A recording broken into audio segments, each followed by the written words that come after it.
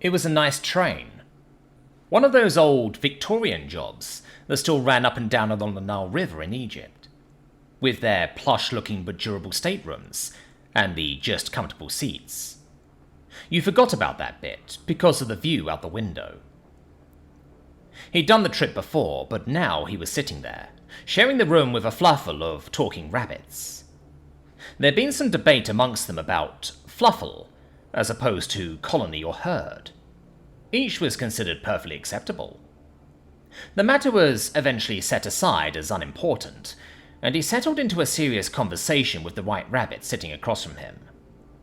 That was good, as the purple ones on either side of him were fast asleep, and the one with the improbably green ears kept talking with 3 of the others about physics.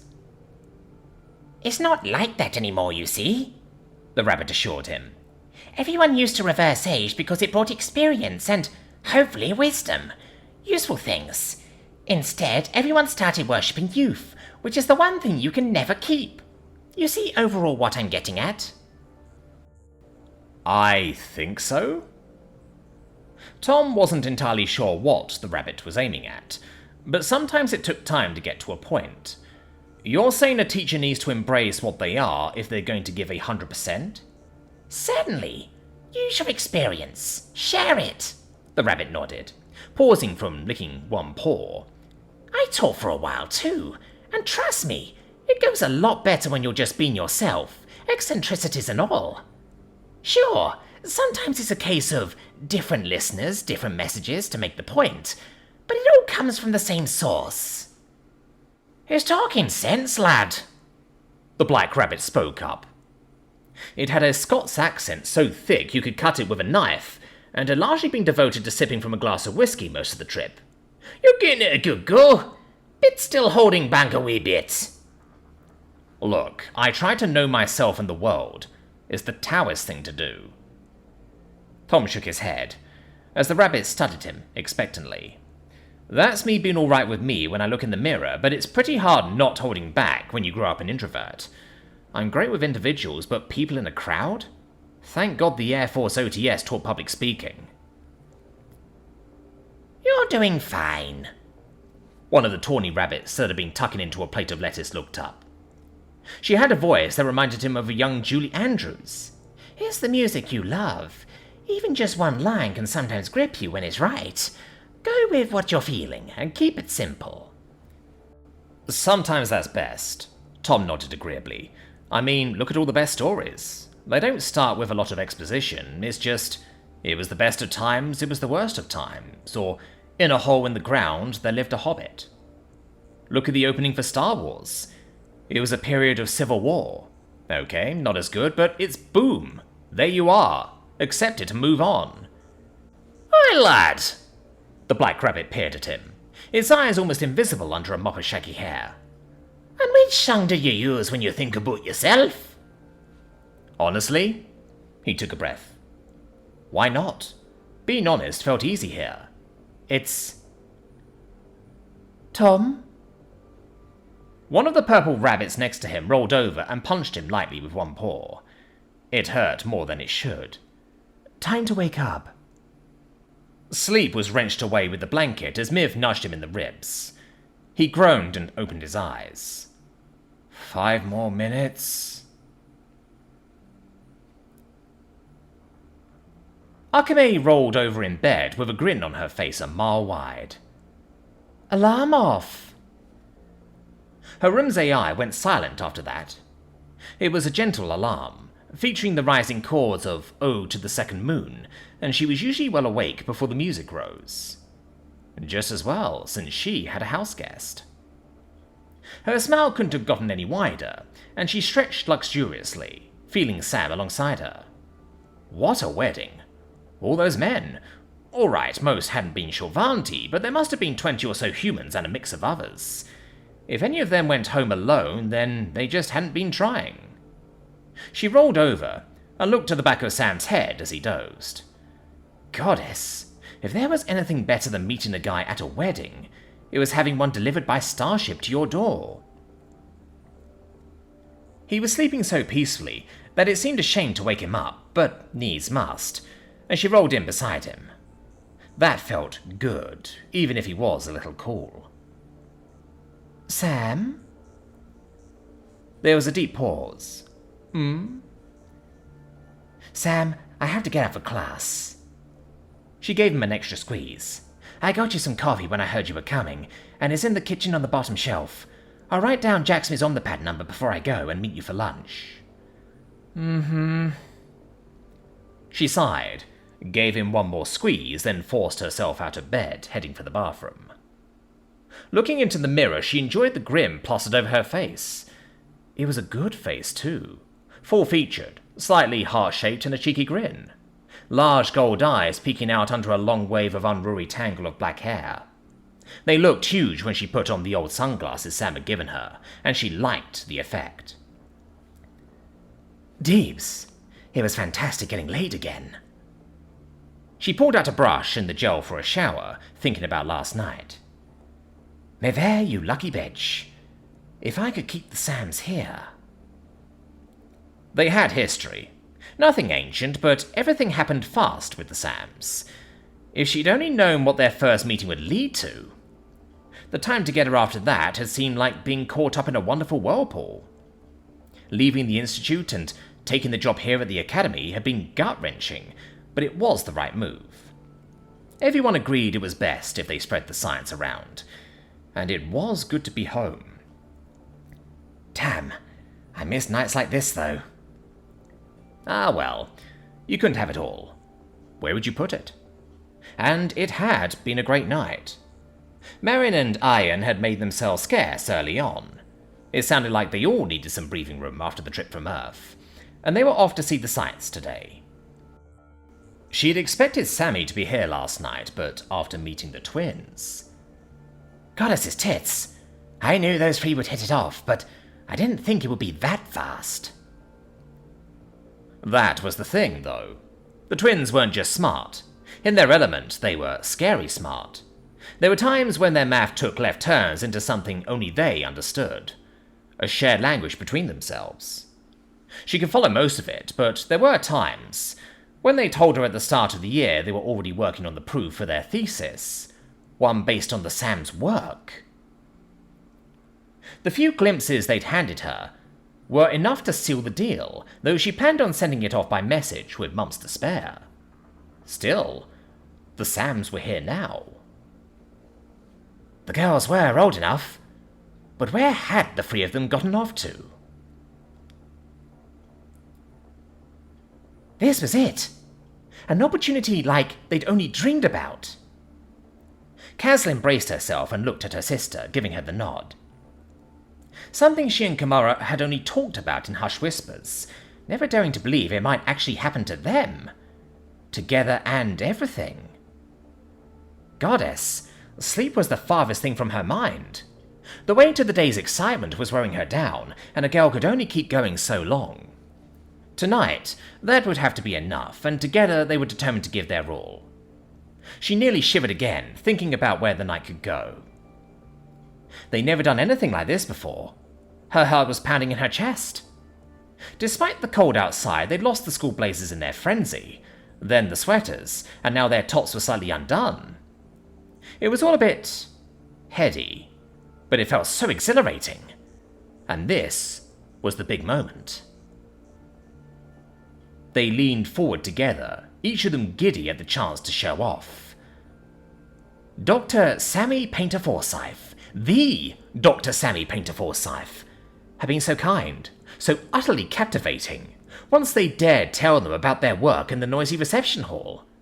They'd been so attentive, soaking it up like a dry sponge in the rain, and they understood. Finally, someone who really understood them.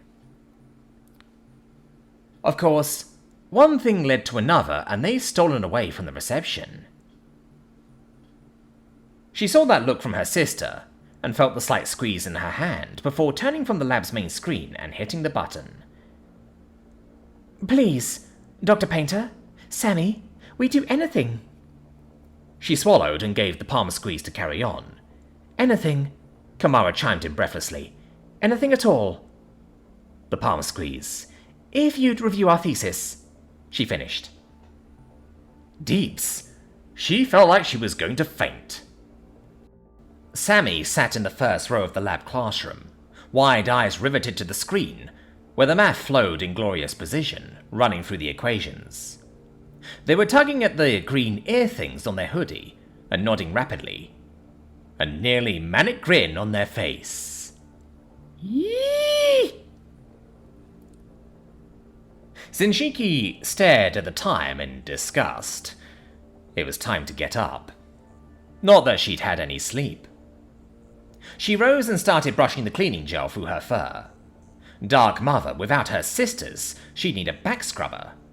Easily fabbed, but it felt so isolating. There weren't any band sisters around, though, so she'd just have to fab one later, after class. It wasn't like anyone was going to notice, and the Shilvanti sensor smell was appallingly bad. At least she had a good supply of gel. How they took... showers. Actual showers where your fur was wet all over, every day. At least she was thinking about that, instead of the boy. That was progress. She knew perfectly well what had happened. Persian had a wonderful sense of smell. Far superior. Unfortunately, that came with an acute vomeronasal organ, and she was of age. As wonderful as he'd smelled, it was a distraction she didn't need. That kind of thing wasn't a problem with males in your own family. Evolution was a blessing that way, though who in their right mind would have expected a male to be there last night? Fine. So she spent a sleepless night as the pheromones worked out of her system. She'd order some suppressants today, or have her warband send over a package, though that could raise awkward questions. Regardless, she'd be ready the next time she met him. Dark Mother, stop thinking about him. It's not like you're likely to see him again. Unless she tracked him. Someone had ordered those dances. Tom Warwick, her hahakt, would surely know, or know who knew. Her stomach gave a happy flip at the thought, and she snarled at the mirror, fighting it off as she finished cleaning up, bared her fangs and checked herself critically in the mirror. Looking sharp. Deshin woke up and rolled over in bed, staring out the window. From where she lay, she had a view over the commons, and the weather was absolutely foul. A cold wind gusted across the green, which looked mostly dull and grey in the early morning light, washed out of colour and hunkering down as the worst of winter teased its arrival.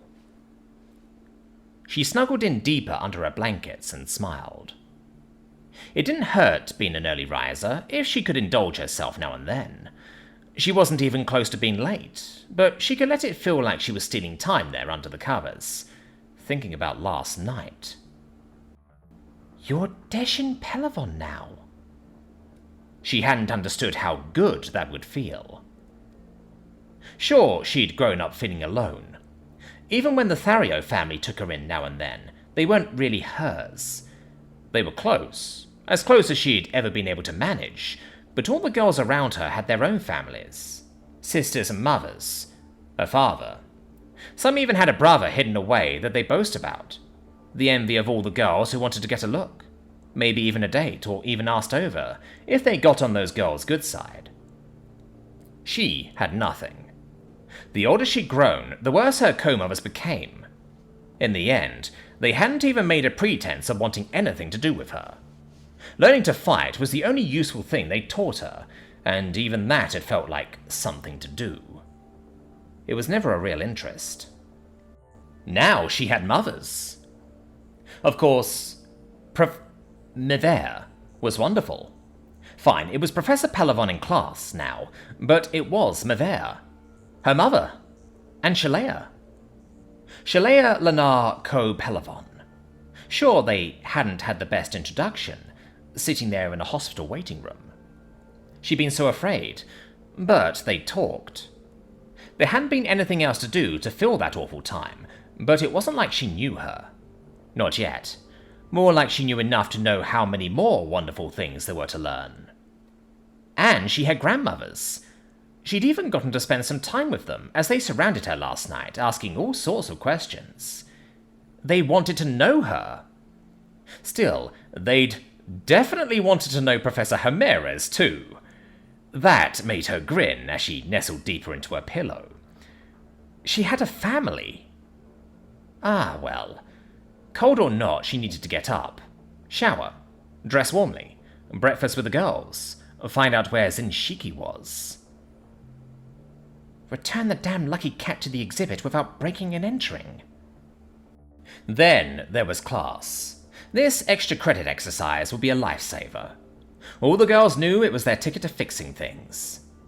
200 points to the winners, nothing to the losers. Whatever this competition was, it would be fierce. And there was Mel's problem. The humans Jacksme promised had arrived. Whatever they were going to do, and however they were going to help, it would need to be planned out carefully. Mel might need her advice. Probably not with all the experienced people she could call on, but who knew? Ferry groaned in pain as she lay in the bed, but still grinned as she watched the morning show. The meds were helping, and they said there wouldn't be any scarring except for a small one along her hand. She could get it taken care of cosmetically later, but she'd had worse. She'd get through this fine. For now, she still felt like shit. At least she was getting discharged this morning, and the girls had been in touch almost hourly. What a night to miss, though. Fortunately, she'd caught the rerun last night. Gossip mongers on all the morning shows were still aghast, talking about Earth and its decadent ways. Some of the talking heads had enough sense to comment on Adam's wedding, putting it all down to something only druids would know. There were a few very cautious comparisons to shamantal worship. There was some huffy commentary about exposing this sort of thing to the young women in the school, but it mostly came across as naked envy. According to Slip, Adam had been making a howling noise that none of them had ever heard from him, even when he'd been impaled for the leg by a 2-meter shard of shrapnel. He was convulsing so hard that he started crying, which led to a lot of short-lived uncertainty. Adam wasn't the religious type, and they never really talked about it even after all these years. When they saw his reaction, of course everyone had been worried they denied him a traditional human wedding. Adam sometimes had a dark side to him, but he could get sentimental too, and he did hang on to things. Apparently, when the dancers came on stage, he slipped from his chair and began rolling on the floor, clutching his stomach. Thank the goddess for reruns. It was a good laugh, once he'd explained. A great break in the tension. She wished she'd been there to share it with them. Once she got out, she was going to find the bitch that put her here and fuck her all the way up. Arku lay back in his bed and thought about last night. Tranja, his mentor and song mistress, had set a brutal pace in the schedule of performances. At least it felt brutal. He should have been enjoying each and every one of them. They were coming out for most disciples. On one hand, they were carefully studied by a disciple's mistress, with careful review and the thoughtful guidance that set a performer further down the path towards perfecting their art. On the other, they were a chance to show off their skills and start to gain a popular following. Both mattered. Until a disciple was chosen, it was still 12 to a mentor, and the competition was always lurking just beneath the surface. As for Tranja, she was good, gifted. He'd always known that. Her performances were perfect, every single time. At the start, he'd practically worshipped her. Everyone told him he was so lucky. He could remember that, even all these years later. He should feel fortunate. It was ungracious not to. How many girls would give anything to be where he was? And how few boys ever got the chance? That didn't change the reality. Tranja wasn't a mentor. He didn't get out much, but he'd seen mentors now. When he'd gotten to know Kazlan and Kamara, he'd had to fake being a girl on the message board. That kept the awkward questions away, but then they started talking about school. he found out the girls were his age. Arkud had to fake that too. Their conversations had still been wonderful, and led to the inevitable invitation, but getting access to a whole catalogue of music, human music, how could he stay away? That was how he'd come to see Warwick, the gift of the musicals, become good friends with the twins. They were still his friends, even after he'd admitted, Deeps, if he could do it all over again, if his whole life hadn't all been arranged for him, who knew? But no, it had. He should be grateful. At least they were his friends, like the two sisters he'd never had. Okay, he couldn't understand what they were talking about some of the time, but it felt nice. They understood music, though. They thought about him and actually cared. Sending this last movie was proof enough of that, even if he hadn't been able to watch it until last night. He'd wanted to. He was just too exhausted. Trangia wasn't kind in her reviews. She drilled him for hours after every performance, then left him to practice for hours more. It was hurting his throat. She didn't care. There had been rumours she'd been uneasy when the committee gave him to her as a disciple. No one ever told him so, until the day one of his training sisters said it to his face. He wasn't wanted. He didn't deserve to inherit the title. The competition just got worse after that. The older they all got, the more they'd been aware of the competition to inherit Trangia's title. And after that day, the fun had gone out of it too. The music had been tarnished. What a wonderful thing it would be to be free to follow the music. The movie he'd watched last night, American Pop, had been a gift from Kamara and Kaslin, but it left him in tears. A chance to follow the music, no matter what it took. Even if it took a family generation after generation of working for it, striving toward it. Even a human boy living almost homeless with his father, being given his grandfather's... whatever it was an instrument. Playing a guitar on the streets for money. Always working toward the goal, before laying down an ultimatum to those faceless people in the studio. That didn't change. How he yearned to break free. To run away. Not like Eddie, faking his own death and giving the music up, but like Pete, running toward something, no matter what it took. If only he were as free as a human. Aku forced himself out of bed. The day was going to be starting soon. Every hour like the last. Trangia's words could draw blood from a stone. Melondi kicked the covers off, then pulled them back up, rolling over and wrapping them around her legs fitfully. The window next to her dorm bed was fully insulated, but Deeps! It looked frigid outside, and Shell was 3 days away. Not that Shell would be quiet. The Sams had arrived. Everything she'd been thinking about would need to be taken care of now. She'd need to talk to them. She'd need to talk to her handler, Agent Davari, see if she could make this work, somehow. Desi was right. She had to act, or she'd be acted upon. The image of her mother appeared in her mind, not as the Empress, but in those few special times when they'd stolen away. Even then, when she wasn't being the Empress or trying awkwardly to imitate her mother, looking back, she could see the soldier hidden underneath. Lady Wakama had done as much to raise her. Not that it was bad either way. What would they say about sitting back and letting events roll over you? What about her cousin, Indara? In the privacy of her thoughts, she knew. Fuck that. The cold could wait. She had to get up. There was breakfast. There were classes. There was her whole future waiting for her, if she lived to grab it. It was like her great-great-grandmother's ring, sitting there in the box until last night, when she'd lent it to Professor Pelavon. It felt good, being useful. Alive. Mel rolled upright and sat on the edge of the bed grudgingly. The floor felt cold. That didn't happen in the Central Palace, but she wasn't in the palace. She was on her own, living a real life, and it felt great. Things like last night just didn't happen there. Professor Warwick's wedding? That wasn't at all like Indara's wedding to Adam. Theirs had been so formal, so official, stuffy, normal.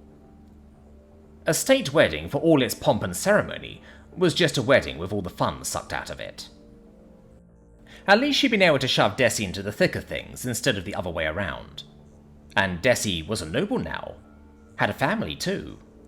Family that wouldn't be trapped away behind roles and titles and endless responsibilities, and with siblings who had time for you. Alright, not siblings. Kzintshki was sort of there as something, though. And Deshin was a good friend. Was that what it would be like to have a close sister? They did look a lot alike. Both of them were basically the same height. They had the same figures. Were the only girls in Warwick's class who wore their black hair short, in a close bob cut. If Deshin brushed back her bangs, exposing her forehead like she did. Goddess, what a laugh. The idea of a princess and a... Well, Deshin wasn't lowborn, though that didn't matter. She'd known too many people who weren't locked away in the palace now. Met too many good people who weren't high nobility, and just had the barest of titles, or none at all. She'd met Vadim. Alright, that made her grin. Guys at weddings were such softies, and it had been a very nice kiss before she tucked him away in the autocab. I'm in love. Well, fuck it. Fuck any arranged marriages. This is my life. That felt good. Even just thinking about it in the privacy of her thoughts, it felt right. And she'd met plenty of people now. It was right. She'd met Warwick, who wasn't even Shilvanti. Met people from all walks of life. That was the point of this time out of the public spotlight, and she got it now. I've even been to the tide pool, though it looks like enough nobles go there. The idea of her and Deshin being close enough to fool people was silly. That sort of thing didn't happen in real life. Well, not unless you were the Kerbal sisters. They did it all the time. Malondi stretched out her arms and yawned. It was time to start the day. Sergeant Jelk rolled out of bed and planted her feet on the cot, looking over at where Ralam was staring. There was time for a fast shower before grabbing something from the canteen and going on shift. Third shift would be waiting to hand off observation and go rack out, the way they always were. The objective would just be finishing a shower. Agent Davari would expect the morning report from Captain Sitar. Obviously, there would be the usual shit to square away, since she was actually getting out of the bunker. Again. And aren't we just lucky bitches? Well, alright, you couldn't call an officer that to her face, but they had the drawing. She was going to be tailing Pelavon, Warwick, and their co-wife over Shell, along with Captain Solani. After getting pulled to trail the princess into the galaxy's best brothel, she didn't think it could get any better. Alright, this wasn't going to be that good, but it was still going to be fun. Work, but fun. Not that that was all a good thing. Ever since the night Solani left the bunker to go find Warwick, there'd been rumours she had the hots for him. Not that it showed in her work, but Davari still came down hard in her own way. She didn't have fits, but deep she was menacing. Ah well, another day. Diani could suck it too. Even if the lucky bitch got to go to the table with her, this was going to be a proper observation, not a booze up on the side. Well, maybe one drink. She'd keep an eye on the job. On Captain Solani too. Sholea sat upright in bed, holding onto the sheet and looking around. Tom was in the kitchen by the sound of things, and Miv was in the shower. The coast was clear, and she grinned like there was no tomorrow. Oh dear goddess, the rumours about humans are true. and he's my husband now. It didn't make up for Chanda. Nothing ever would, but she spent more than a few nights alone pondering every call from Miv. At first, it had been the news that she was seeing someone. A human male who looked like Chanda? It felt like the world was turning upside down. The awful uncertainty had come with being certain she'd be divorced and cast aside. Then dating. She'd been reserved at first. She'd been the third wife before, and this was a human. Even talking to Miv most nights and getting filled in with all the details, she hadn't really known what to expect. Miv was over the moons, but you heard things about Earth.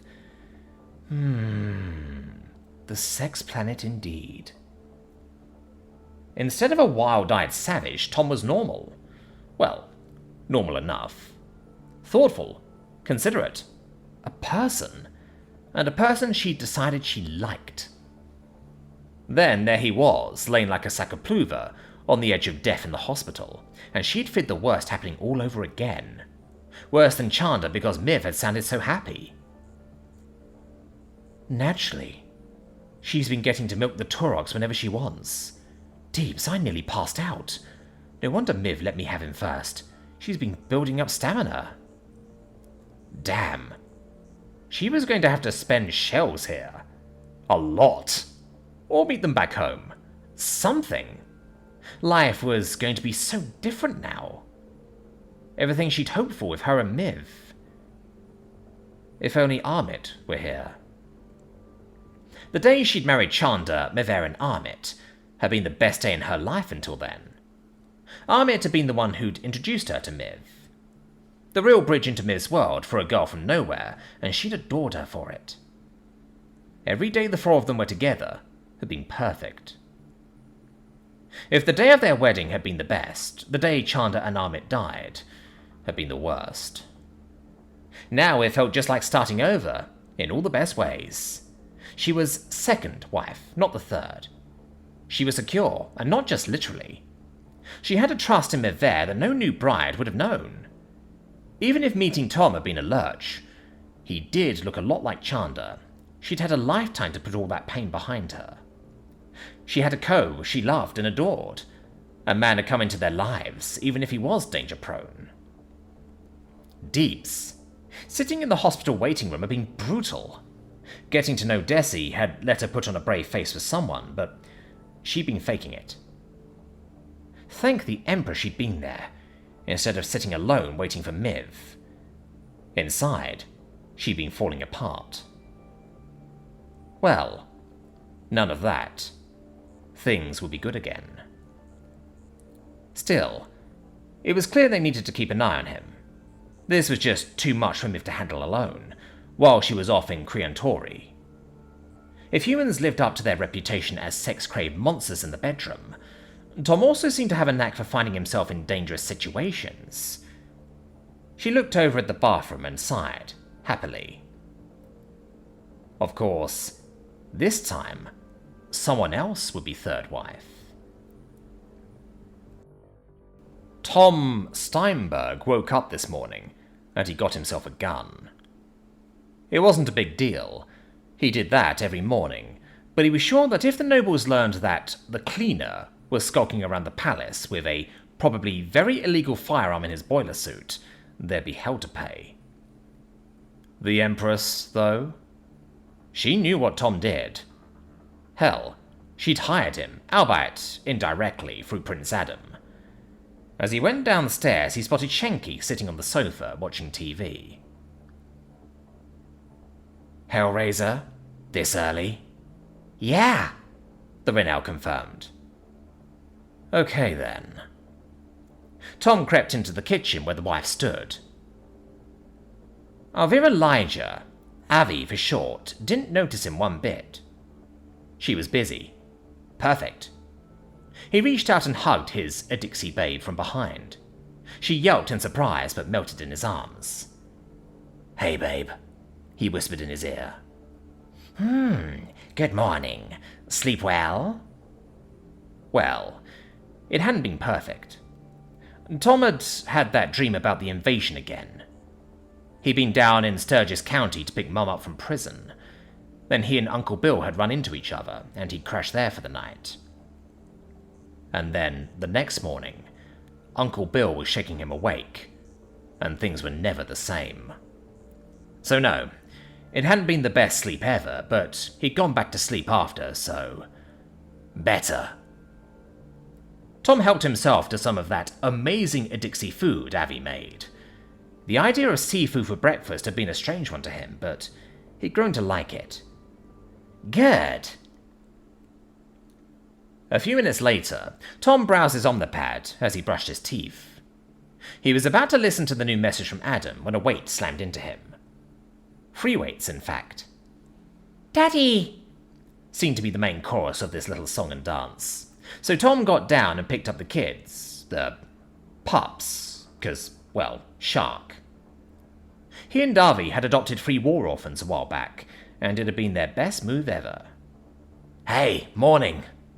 Tom sort of got out over all the talking at once. Where have you all been? Have you eaten yet? Mum made that fish stuff. Dex nodded. The other 2, Ari and Amy, ran out.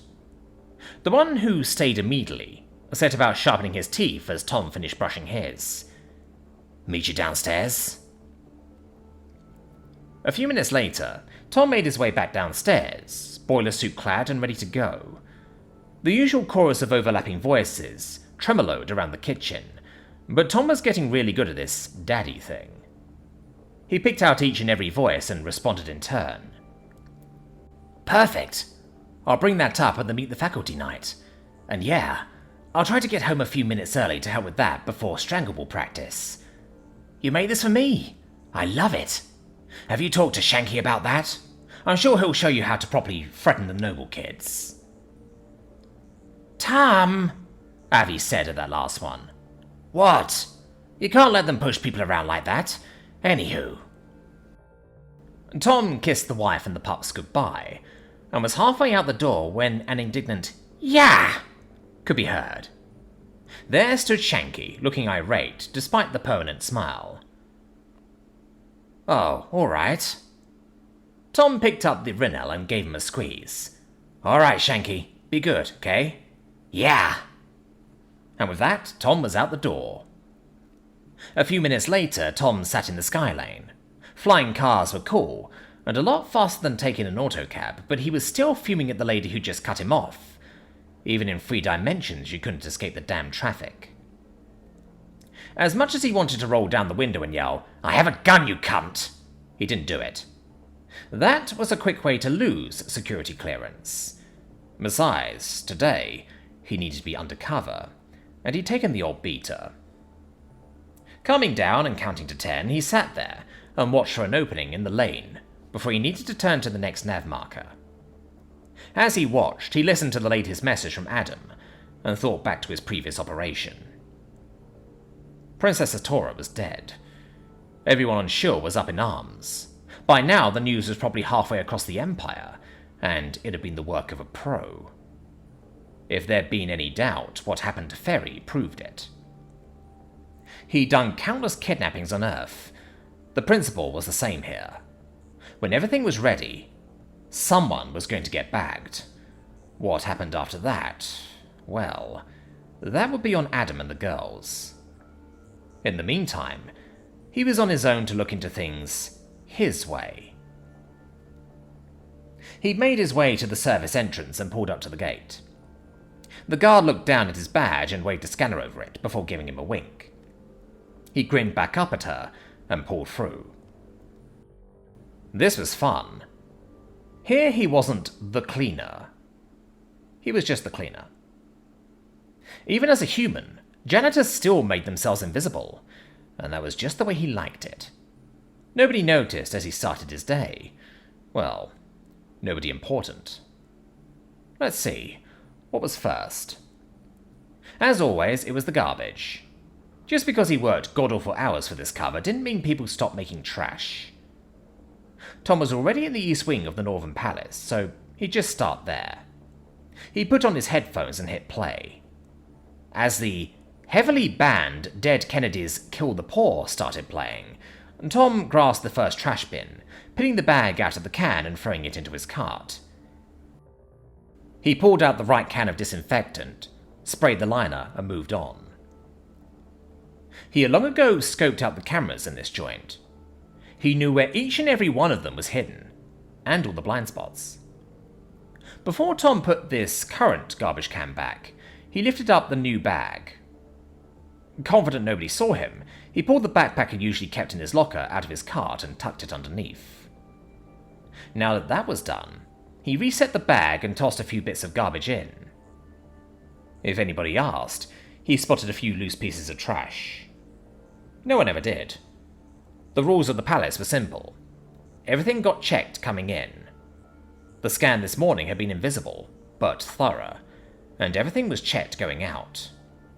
Everything except for the garbage. Janitor had definitely been the way to go. Despite the work being shit, Tom really liked this job. It was fun having a secret nobody suspected, as he cleaned out the kitchen trash. The cooks were helpful and didn't try and pinch his ass too often. Nobody wanted the trash near their nice clean kitchen stations. Ooh, something smelled good though. Maybe he'd stop by later and pilfer a little something to bring home to the fam tonight. The ceiling was still the same tired ceiling. She stared at it for a moment. Light lilac plaster showing its age. The crack was still there. At least with this job, she could get up whenever she wanted. And there was a bed. An actual bed, instead of camping out on the ground with a sniper rifle. Everything else about this job stank. Well, not the money. That was just fine. Rolling her head to one side, she stretched the muscles in her neck and blinked owlishly a moment more. One job down, one to go. Then I'm out of here. Alliance, here I come, with enough credits to bankroll whatever I want, whenever I want, whenever I want it. New name. She'd have to pick something decent, something that sounded noble but nothing traceable. None of the major houses, maybe one of the countless ones that have fallen out of favor over the last few centuries. Nothing that mattered to anyone, anywhere, but enough clout to get by outside the Imperium. No more jobs after this. Deeps. She was in enough hot water to bore her flesh off her bones. If she fucked up and got caught, there was no walking away from this. Still, it had been a 2-for-1 job. She'd known that going in, not that she cared. In her whole life, she never cared about anything besides herself. The doctors called her incurably sociopathic. The Marines had called her a natural. At least at first. Fuck 'em all. The money was just that good, and she'd be set for life.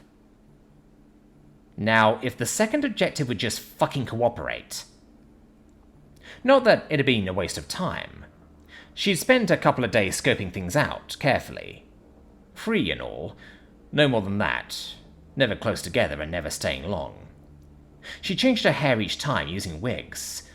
Even gone silver once, though it made her look like shit. Today would be her 4th visit. It wasn't as if the second half of this job was going down like the first. It wasn't exactly a hardship, though. She wouldn't have to spend a week just hiking in, and the layout was nice, clean. Great view down to the ocean. Good woodlands surrounding the whole place. There was the security, and she'd need to get out fast. Do the job and get back here. She grabbed a woman her size off the back street shortly after setting herself up. All she had to do after making this kill was toss the corpse out of the freezer and set this fucking place on fire.